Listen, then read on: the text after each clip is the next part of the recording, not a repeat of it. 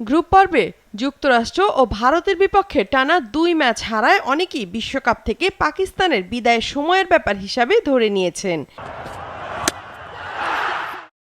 কিন্তু তাদের টিকে থাকার সম্ভাবনা এখনও রয়েছে এবং সেটি খুব ভালোভাবেই।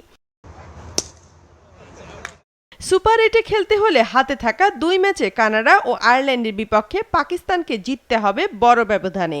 অন্যদিকে আশা করতে হবে যুক্তরাষ্ট্র যেন ভারত ও আয়ারল্যান্ডের কাছে হেরে যায়।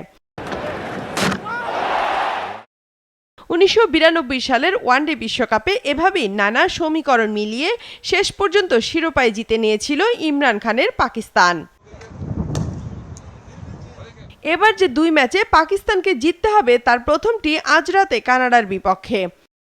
এ গ্রুপে ৪ ম্যাচে ২টি করে জয়ে ৪ পয়েন্ট নিয়ে রান রেটের ব্যবধানে ১ নম্বরে ভারত আর ২-এ আছে যুক্তরাষ্ট্র। ১ জয়ে ২ পয়েন্ট নিয়ে কানাডার অবস্থান ৩ নম্বরে।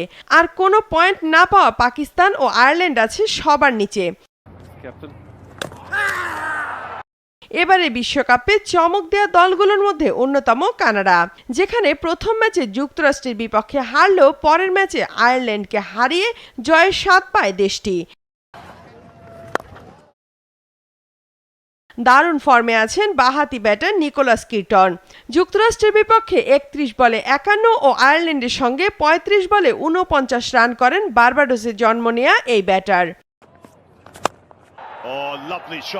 কানাডা যে পাকিস্তানকে ছেড়ে কথা বলবে না সেটা বলাই যায়।